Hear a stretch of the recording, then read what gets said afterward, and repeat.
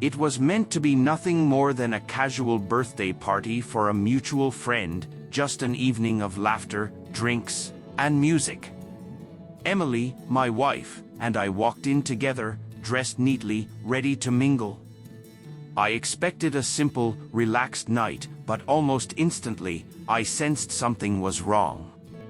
Emily's energy was different, and not in a good way. She laughed louder than usual, leaned too freely against men, and brushed up against strangers in ways that twisted my stomach.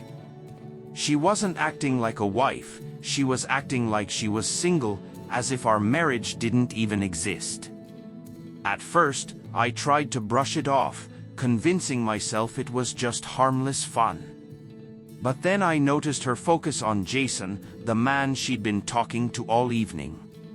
She leaned in close, too close, her smile too intimate, laughing at every word as if he were the only person alive. My gut tightened. I wanted to confront her right then, but in the middle of a crowded party, making a scene would have looked foolish. So I steadied myself. If she wanted to play games, I could answer in kind. She had arrived with her best friend, Claire, sweet, kind, and usually neutral in everything. I approached Claire with a calm smile. "May I have this dance?" I asked, gesturing toward the dance floor. Claire blinked in surprise but nodded. Sure," she said softly. The DJ switched to a slow, melodic track, and I led Claire into the center. At first, she seemed hesitant, unsure how far to go, but I kept it light, innocent enough to make a point, without overstepping. Emily noticed right away. Her eyes narrowed, her jaw stiffened, and her cheeks flushed red. She began to walk toward us, clearly ready to intervene, but I kept moving naturally, showing nothing more than simple enjoyment. Claire relaxed, smiling and laughing gently, and soon the room began paying attention. Couples turned their heads, whispers circled, and Emily's face darkened as the heat of embarrassment spread. She had been flaunting her single energy, but she hadn't expected me to command the spotlight too. One twirl of Claire's hand brought a cheer from the crowd. Emily froze mid-step, realizing that while she had played at flirting, I had demonstrated respect, grace, and presence. This wasn't about making her jealous. It was about respect, about showing her that our marriage deserved consideration. Emily finally approached. I didn't mean anything," she stammered, her voice breaking. I kept my eyes steady, hands lightly resting on Claire's shoulders. "I know," I said gently. "But maybe next time, remember, even at a party, we're a team. Actions have consequences." Her face fell, the realization striking like ice water.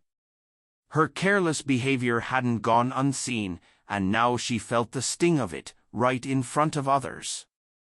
Claire gave me a quick smile, whispering, "Thanks for this." I nodded, knowing this wasn't about her, it was about giving Emily a subtle but powerful reminder of respect. As the song ended, I led Claire back. Emily followed closely, her cheeks still pink. "I get it," she admitted quietly, not meeting my eyes. I took her hand. "Good. That's all I wanted. Awareness, respect. Fun is fine, but not at the expense of the person who loves you." She squeezed my hand. "You're right. I got carried away. It won't happen again." The rest of the night shifted. Emily stayed close, attentive, and engaged, no longer careless or dismissive. She had learned that actions carry weight, and respect in a relationship is never optional. When we finally left, Emily leaned on my shoulder, her voice soft. "Thanks for showing me in such a calm way." I smiled back. Sometimes the strongest lessons are taught on the dance floor. In that quiet moment, I realized love isn't about attention, public performance, or ego. It's about partnership, respect, and knowing when to let actions speak louder than words. Emily had stepped out of line, but by the end of the evening, she remembered what it truly meant to stand present in a relationship.